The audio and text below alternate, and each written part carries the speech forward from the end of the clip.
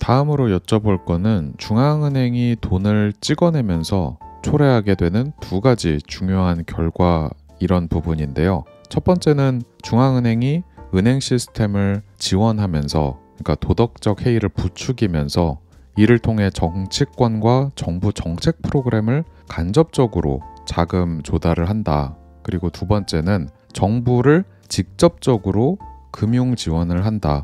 이 두 가지가 각각 어떤 건지 구체적으로 한번 말씀해 주시겠어요? 첫 번째로 중앙은행이 은행 시스템을 지원하면서 도덕적 해이를 부추긴다는 것은 결국 은행들이 무분별한 대출을 하도록 유도한다는 의미입니다. 중앙은행이 최종 대부자 역할을 하면서 은행이 위기에 처하더라도 언제든 구제금융을 받을 수 있다는 신호를 주기 때문이죠. 이렇게 되면 은행들은 리스크를 신중하게 관리하기보다는 높은 수익을 노리고 위험한 대출을 확대하는 유인을 가지게 됩니다. 만약 대출이 부실화되더라도 결국 중앙은행이 개입해서 문제를 해결해 줄 거라는 믿음이 있기 때문입니다. 이 과정에서 정부도 이득을 봅니다. 은행들이 적극적으로 대출을 확대하면 민간뿐만 아니라 정부 역시 저금리로 쉽게 자금을 조달할 수 있거든요. 즉, 중앙은행은 은행들이 부실해질 위험을 키우면서도 동시에 정부가 더 많은 돈을 빌릴 수 있도록 돕는 역할을 합니다. 이를 통해 정부의 각종 정책 프로그램,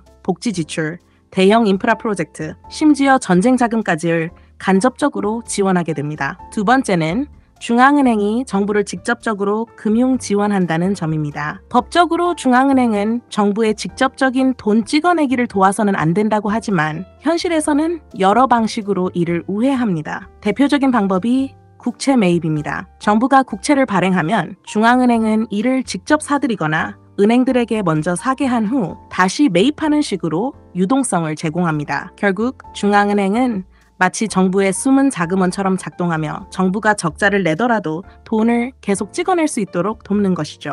이 두 가지가 결합되면 정부는 통화량을 계속 늘려 재정 적자를 메꾸면서도 중앙은행의 신뢰를 앞세워 물가 안정을 약속합니다. 하지만 현실은 그렇지 않죠. 화폐 공급이 늘어나면 필연적으로 인플레이션이 발생하고 이는 국민들의 구매력을 떨어뜨립니다. 즉, 중앙은행이 돈을 찍어내는 과정은 단순한 금융정책이 아니라 결국 보이지 않는 방식으로 국민들의 부를 수탈하는 구조를 만든다고 볼 수 있습니다. 두 번째 말씀하신 중앙은행이 정부의 채권, 그러니까 정부의 부채를 직접적으로 매입하는 거, 이게 흔히 말하는 monetization of debt, 국가가 자신의 부채를 수익화한다는 개념인데, 이 개념이 긴가민가할 구독자분들을 위해서 조금 더 쉽게 설명해 주실 수 있을까요? 좋습니다. monetization of debt, 즉 정부가 자신의 부채를 돈으로 바꾸는 과정은 이렇게 이해하면 쉽습니다. 보통 정부가 돈이 부족하면 어떻게 할까요? 세금을 더 걷거나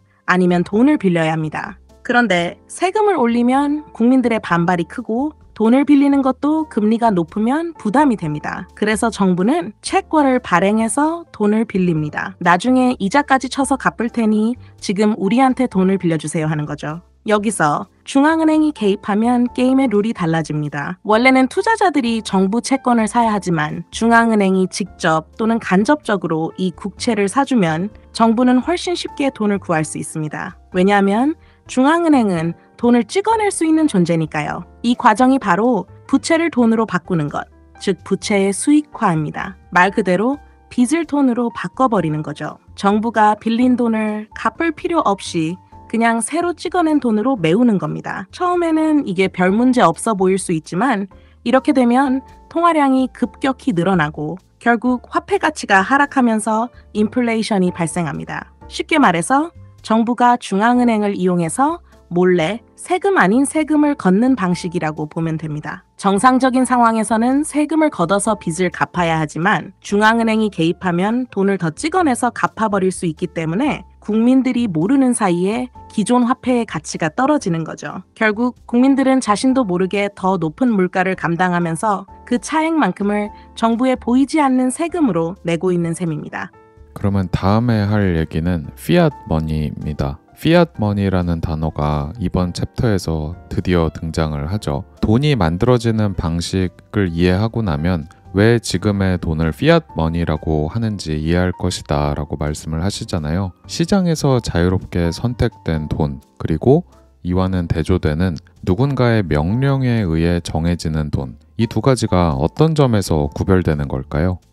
네, 피아트 머니페라는 개념이 여기서 본격적으로 등장합니다. 우리가 흔히 말하는 돈에는 두 가지 종류가 있습니다. 첫 번째는 자유롭게 선택된 돈이고 두 번째는 누군가의 명령에 의해 강제로 정해진 돈, absolute control. 즉 피아트 머니입니다. 자유롭게 선택된 돈은 시장에서 자연스럽게 등장합니다. 사람들이 자발적으로 거래할 때 가장 유용한 매개를 찾고 결국 시간이 지나면서 금, 은 같은 안정적이고 신뢰할 수 있는 화폐가 선택됩니다. 역사적으로 봐도 특정 정부가 금화를 강제로 사용하라고 명령한 것이 아니라 사람들이 가장 신뢰할 수 있는 교환 수단으로 금과 은을 선택했던 것이죠. 반면 피아트 머니는 강제된 돈입니다. 시장이 선택한 것이 아니라 정부가 이걸 돈으로 써라라고 법으로 정한 화폐라는 의미죠. 그래서 피아트 머니를 법정화폐라고도 부르는 겁니다. 그런데 피아트 머니의 가장 큰 특징은 아무런 내재 가치가 없다는 것입니다. 한국은행권도 내재 가치가 없긴 마찬가지인데 한국은행권도 내재 가치가 없긴 마찬가지인데 한국은행권도 내재 가치가 없긴 마찬가지인데 뭐야? 한국은행 국장님께서 아니라고 하셨습니다 지금. 저는 진실만 얘기합니다. 금화는 자체적으로 희소성이 있고 귀금속으로서의 가치가 있지만 우리가 쓰는 종이돈이나 디지털 화폐는 그 자체로는 가치가 없습니다. 단지 정부가 이걸 돈이라고 했으니까 너도 이걸 돈으로 믿어라는 믿음으로 작동하는 시스템이죠. The day when we have the central bank digital currency out, any digital euro, I will guarantee.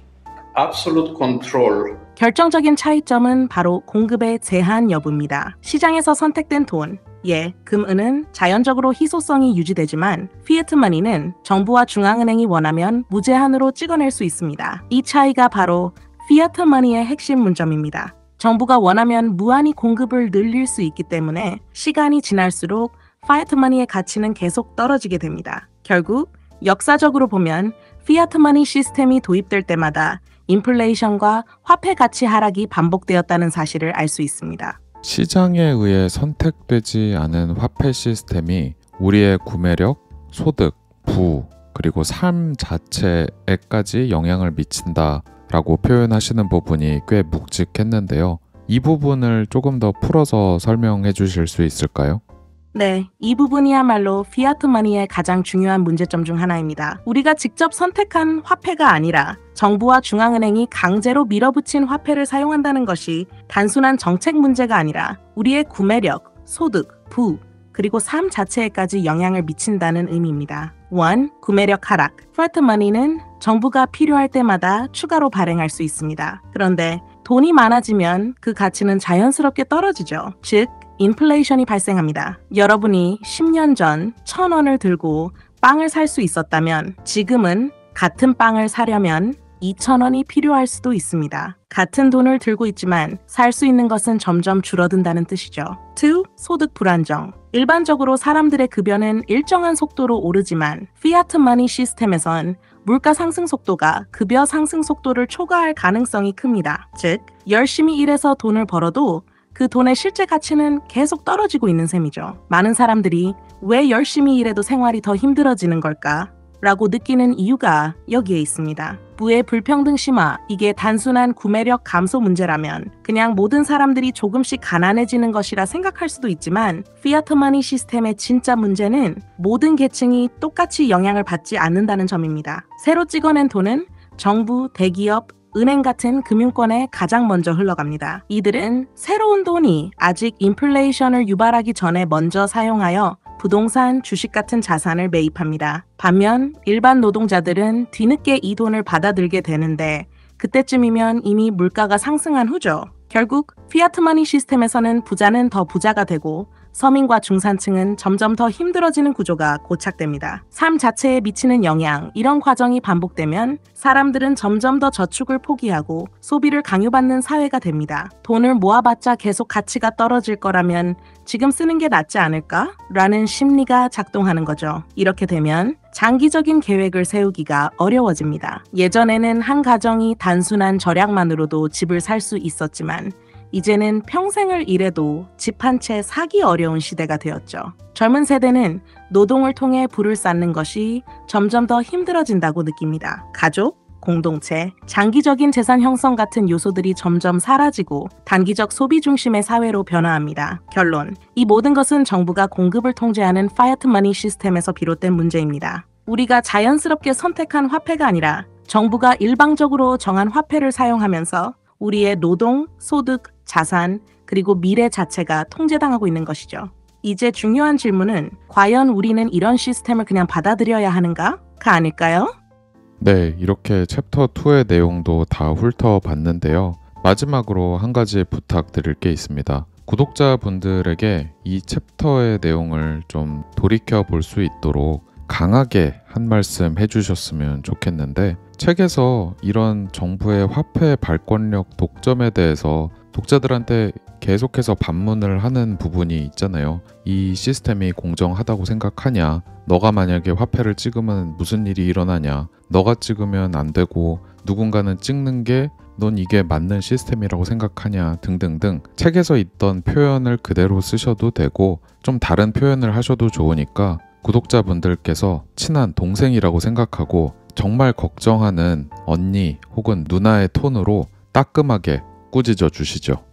좋습니다. 여러분, 한번 진지하게 생각해 보세요. 너는 돈을 찍으면 범죄인데 정부가 찍으면 경제정책이다? 이게 정말 말이 된다고 생각하시나요? 우리는 어려서부터 정부가 화폐를 관리하는 게 당연하다고 배웠습니다. 그런데 가만 보면 이 시스템은 딱 한쪽만 유리하게 설계되어 있어요. 여러분이 만약 가짜 돈을 만들어내면 사기꾼이 되고 감옥에 가겠죠. 하지만 정부와 은행은 매일같이 무에서 돈을 찍어내고 그 돈으로 경제를 좌지우지합니다. 그리고 그 과정에서 누가 가장 먼저 피해를 볼까요? 바로 여러분입니다. 우리가 열심히 일해서 번 돈, 애써 모은 저축의 가치는 점점 떨어지고 있습니다. 열심히 하면 잘 살 수 있다는 말이 점점 공허하게 들리지 않나요? 왜 과거에는 평범한 노동자가 저축만으로도 집을 살 수 있었는데 이제는 몇십 년을 일해도 꿈도 못 꾸게 된 걸까요? 이 시스템이 정말 공정하다고 생각하세요?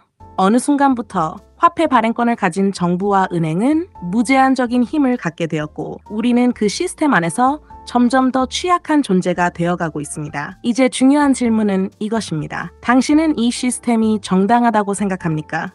이대로 계속 받아들이고 살 겁니까? 여러분, 단순히 이게 원래 그렇다는 생각으로 넘기지 마세요. 이건 우리가 선택한 시스템이 아닙니다. 이제부터라도 제대로 의심하고 제대로 고민해봐야 할 때입니다. 존댓말을 쓰니까 너무 정중해서 정신을 못 차릴 것 같아. 정말 친한 누나, 언니가 어여쁜 동생한테 꿀밤 한번 콱 쥐어 박으면서 애정 어린 터프 러브가 듬뿍 담긴 그런 조언을 해줬으면 좋겠어. 자, 동생아, 정신 좀 차려봐. 너는 돈을 찍으면 감옥 가는데 정부랑 은행이 찍으면 괜찮아?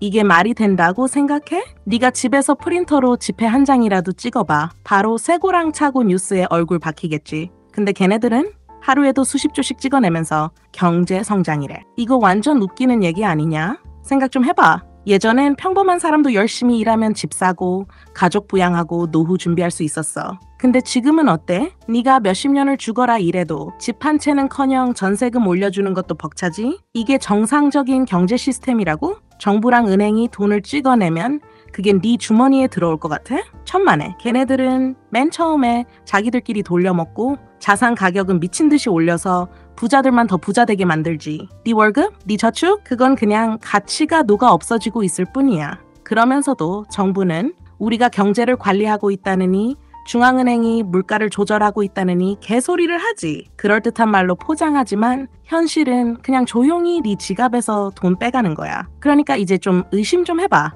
이 시스템이 네 편인가? 아니면 네 등골 빼먹는 구조인가? 동생아, 제발 그냥 살아있는 ATM처럼 살지 마. 원래 그런 거야 라는 말에 속지 말고 이게 대체 누구한테 유리한 시스템인지 한 번만이라도 깊이 생각해봐. 정부랑 은행이 네 인생을 망치는 동안 가만히 앉아서 당하고만 있을 거야? You know, Bitcoin itself has no intrinsic value. It's used heavily by sex traffickers, money launderers, ransomware.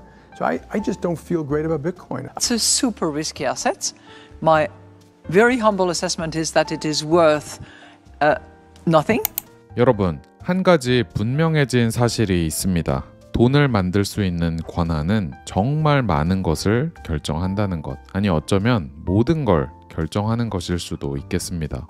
Absolute control. 과연 이러한 설계가 누구를 위한 것인지 한 번쯤은 의심해봐야 하지 않을까요? 화폐 발권력의 집중화 그리고 독점이 이루어지면서 우리의 삶은 점점 더 힘들어지고만 있는데요. 다음 챕터 왜 지금의 화폐 시스템은 사회적 불평등을 만들어내는가, 여기에서 자세한 내용을 더 다뤄보도록 하겠습니다. 우리가 미디어를 통해 흔히 쇠뇌받는 내용은 빈부격차는 자본주의가 가진 맹점이다. 승자가 독식하는 자본주의, 이거 참 문제 많다. 자본주의의 문제를 해결하지 않으면 부의 양극화가 더 심해진다. 이런 것들입니다만은 다음 챕터에서는 이를 정면으로 반박하면서 여러분들께 새로운 관점을 던져줄 거라 생각합니다. 오늘 영상이 재미있으셨다면 다음 시간도 기대해 주시고요. 가시기 전에 좋아요 한 번만 부탁드립니다. 저는 다음 영상에서 또 뵐게요. 감사합니다. What do I think about Jeffrey Epstein's banker being concerned that a distributed, decentralized, open public money could potentially be used for bad things? Sitting on a ski resort in Davos? I don't really care. I don't really care. I don't really care.